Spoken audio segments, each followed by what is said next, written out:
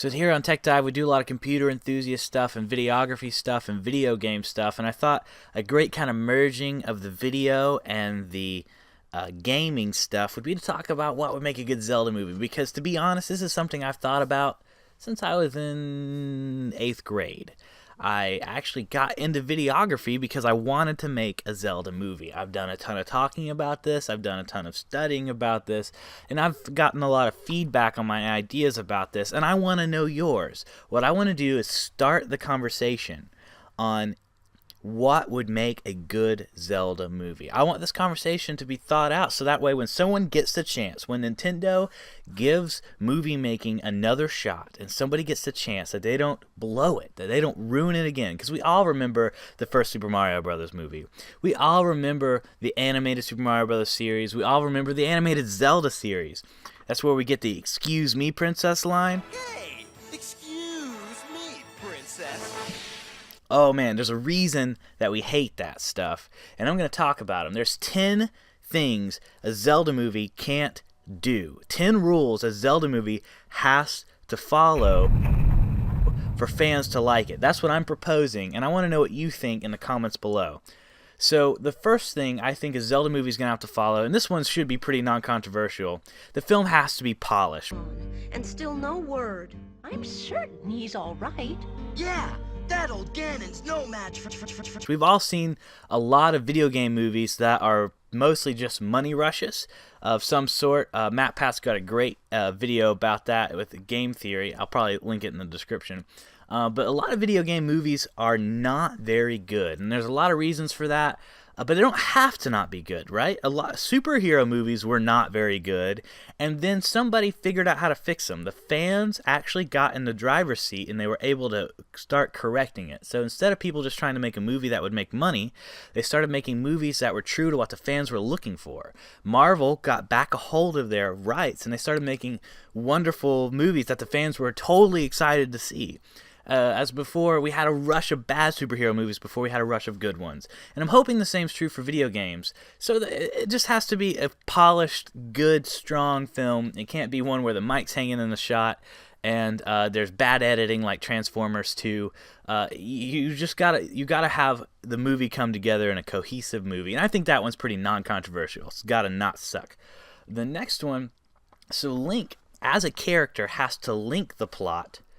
A story has to be told through Link by the other characters. Link has to be the driving force to connect the characters, but he can't be the story, right? It can't be a story about how Link is going to grow or become some awesome person or whatever, because it's not that kind of a story. It's a story about a hero who saves Hyrule.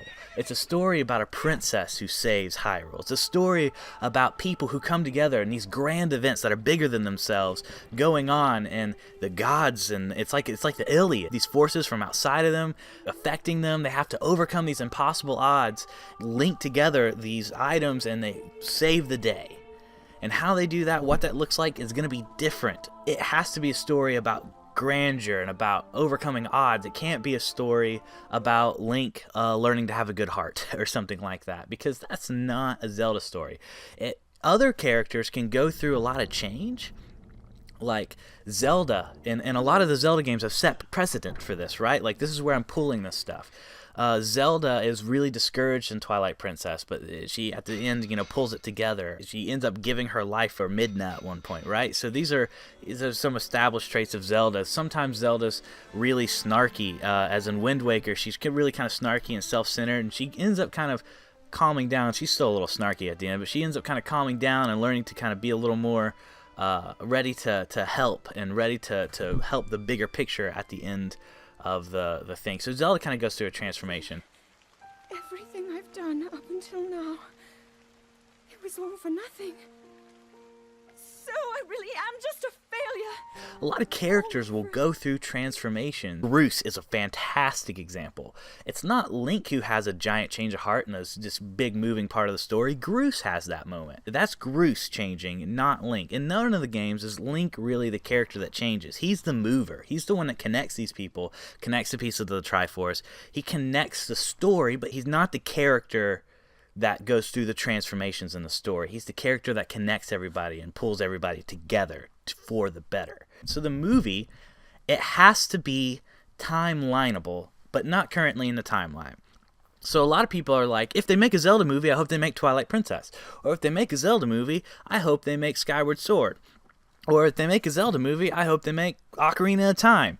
But the thing is these games are mechanics first, which is what makes them so good. They write the mechanic they want to do. Like Ocarina of Time was written around the fact that Miyamoto wanted Link to be able to be an adult and a child, right? And so they wanted Link to be able to go back and forth through time. So they write a story that fits the gameplay mechanics, which ends up with some great stories. And they care. They showed that they got the timeline really well thought out, that they do really care about the stories that they put into it.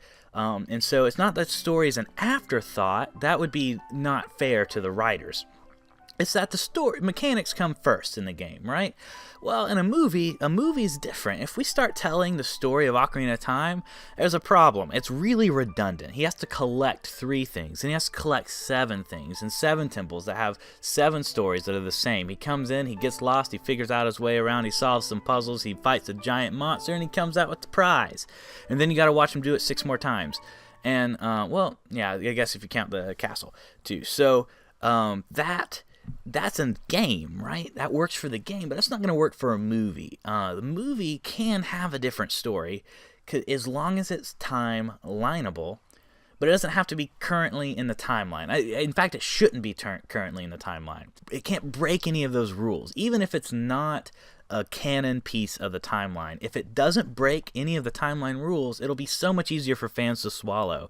And it means that the writers will have taken a lot of care in the bigger mythos around the world.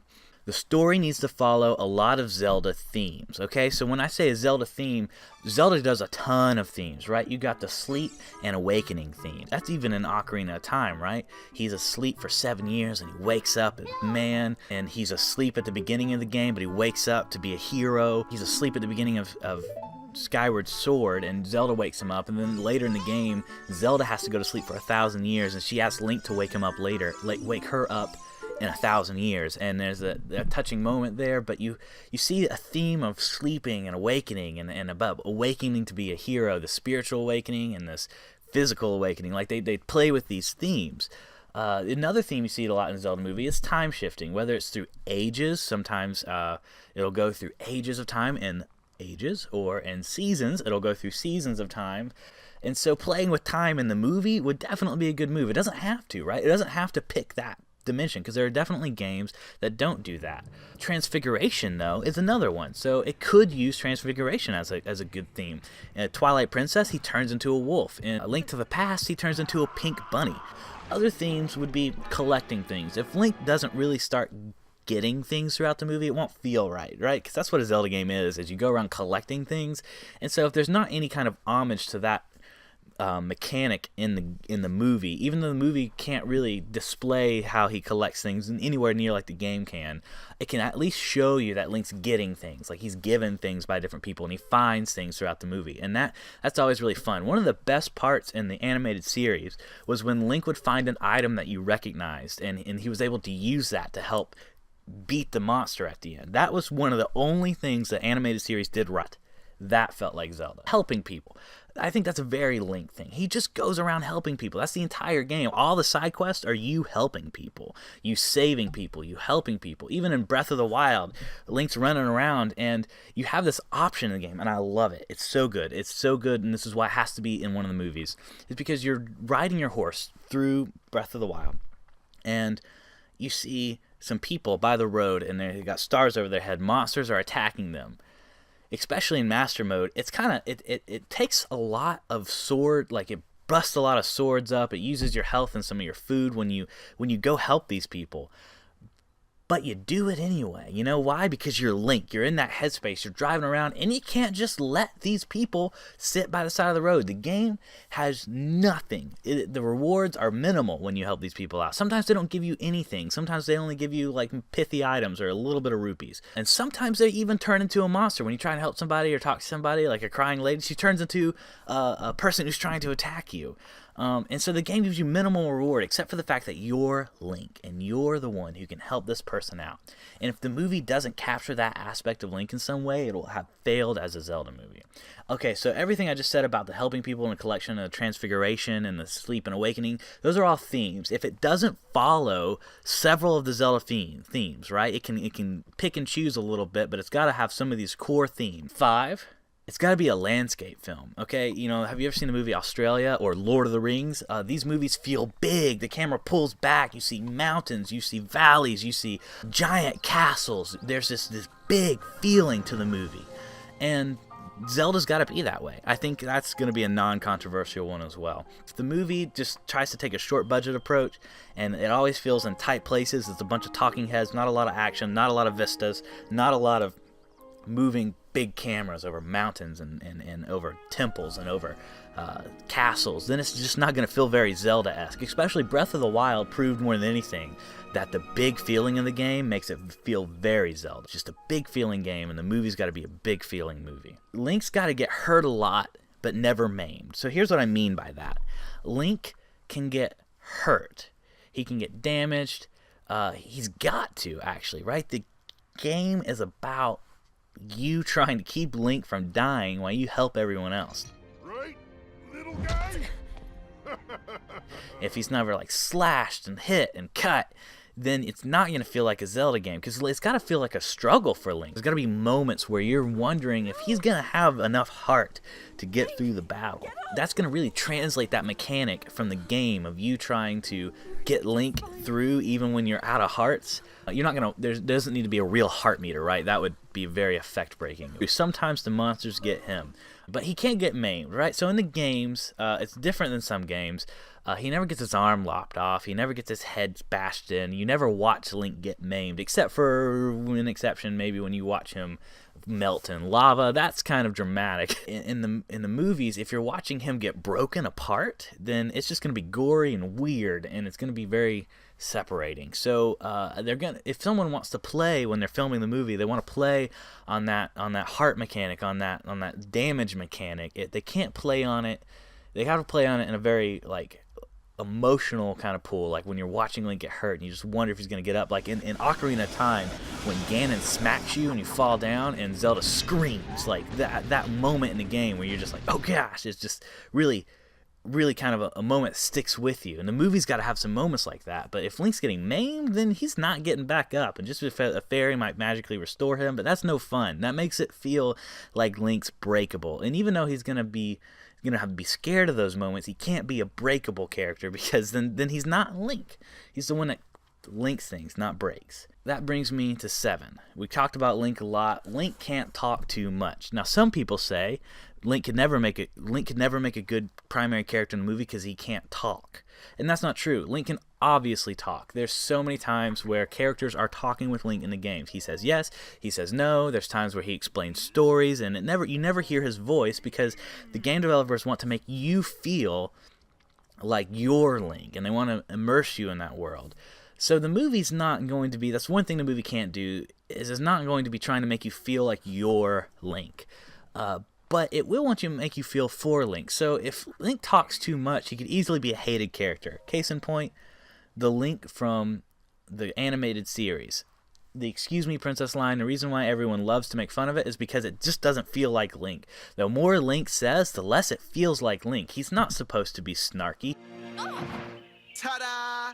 Saved your life again. If he talks too much, it'll be weird. But if he doesn't talk at all, it'll be a whole nother kind of weird. He's just got to talk a little bit. Just a little bit.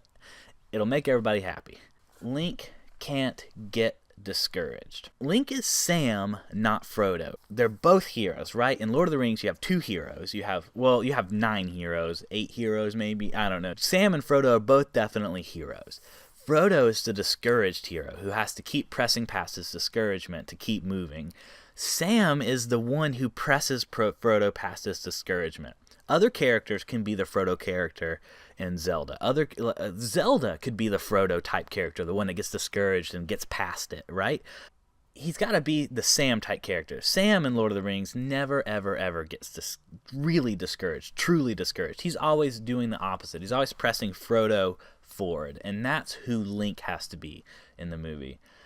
9, it's got to be a touch scary, right? So it's not going to be kind of a crazy horror film where everything's horrifying and scary. That's not really in the spirit of Zelda games, but at the same time, Zelda games always have a touch of to them. They always have a touch of fear inside them. There's the Shadow Temple. Oh man, I couldn't play when I was in 4th grade playing the Shadow Temple, I couldn't play alone. I was scared to play the Shadow Temple. It was scary. There's other moments in Zelda games. When you're older, you have a little less of that scare effect, but there's moments in the Sand Temple and Twilight Princess and Breath of the Wild when you're kind of alone and a monster comes out of nowhere, right? There's these big monsters and these scary monsters and these scary moments, and in the Twilight Realm it's kind of creepy and eerie, right? There's so many moments throughout all the Zelda games. And especially when you take some of the 2D ones, they're very dark and dreary. A lot of the 2D Zeldas, if you take some of those aspects of those games and you 3Dized them, they would be pretty scary. You got bones running at you like skeleton, Stalfos. They are some scary enemies. And if the movie doesn't have a touch of scariness to it, it's not gonna feel quite Zelda-y.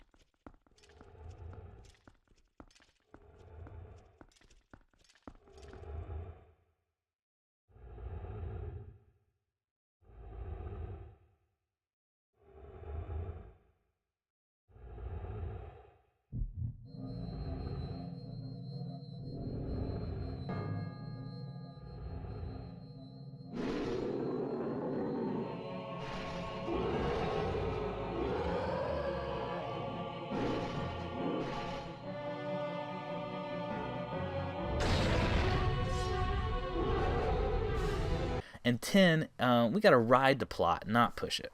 Zelda games got really good pacing. It's got moments where you're fighting monsters. Monsters coming in left and they're coming right, and the game's moving really fast. Sometimes you're snowboarding down a mountain, or sometimes you got a lot of characters and there's like a big pressing moment and you're suddenly racing across the map like, can I get there? Can I get there? It's got to have some really pressing moments, but it can't be a plot where it's constantly pressing, right? It's not that kind of a story where you're just kind of shooting to the end of it.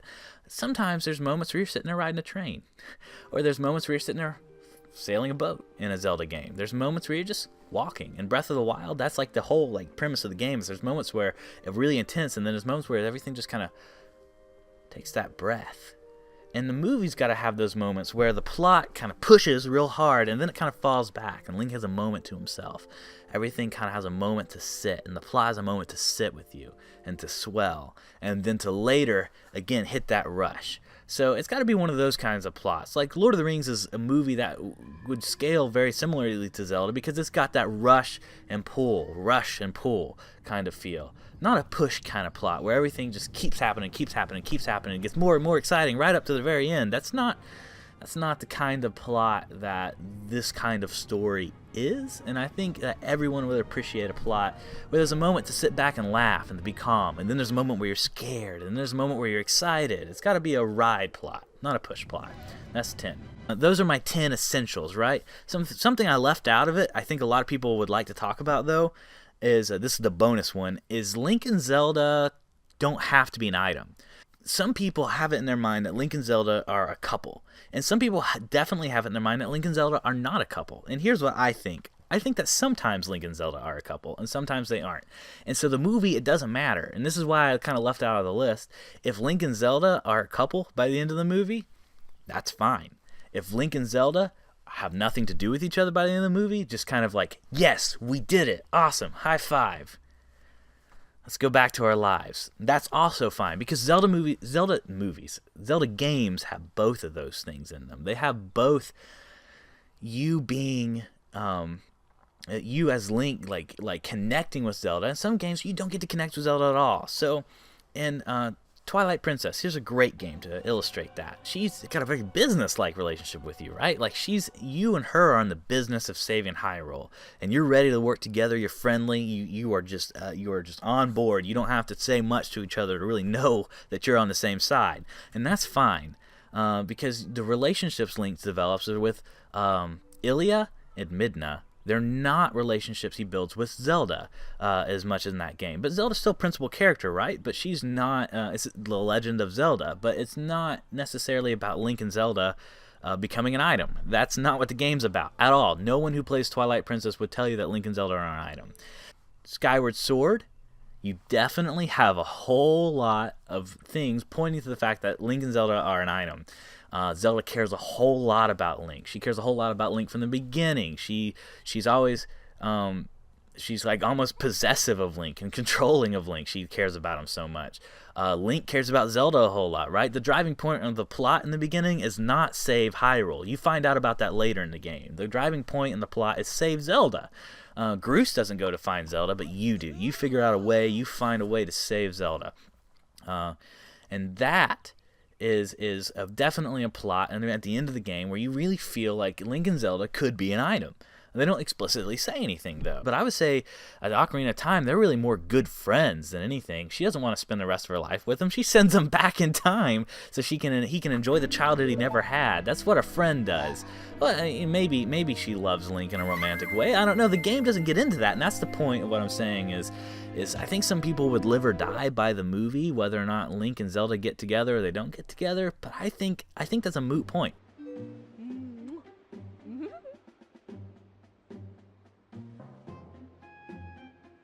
So given that 11th one, which is it doesn't matter if Link and Zelda are in a relationship or not, that's the 10 things I feel, the 10 rules I feel that would make a good Zelda movie. If you can follow these 10 rules, you have a really good shot of making a good Zelda movie.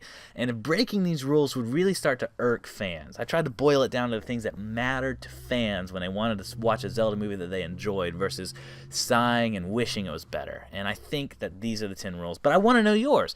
I want to know what you think are the 10 rules that make a great Zelda movie. I want to know what you, maybe not the 10 rules, but I want to know what you think, what you don't think. I want to know if you think Link and Zelda should be together. I want to know if you think that the game, if Link shouldn't be getting hurt a lot. I want to know if you disagree or agree. Please let me know in the comments below. I'm trying to start the discussion between us as a community about what we'd love from a good Zelda movie. So that way, if the chance ever happens, the expectation is well known. That everybody knows like this is what we want from a Zelda movie, and someone's able to put it together. Because what I want is what happened when the fans of Lord of the Rings finally got their big blockbuster movies. It was wonderful. Everyone was very happy. Harry Potter, very mixed reviews. Oh, so many things have just been really hopeful as a movie. And then when I finally got the movie, when they finally got that translation, especially game movies, it failed. And I don't want that for my beloved game series.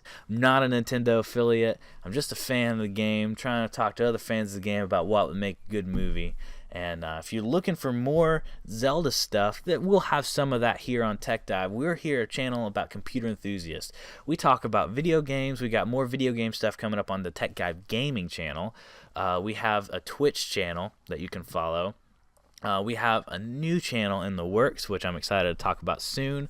We got Vegas tutorials, production stuff about video. We got gaming stuff where we build computers and things like that. A lot of computer enthusiast stuff and gadgets and gizmos we think helps you out. So if that's the kind of thing you're into, hit that subscribe button. Like if this video was a conversation that you wanted to have.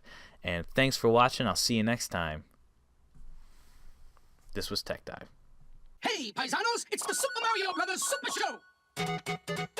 With the Mario Brothers and plumbing's a game, we're not like the others who get all the fame. If your sick is in trouble, you can call us on the double. We're faster than the others, you'll be hooked on the brothers.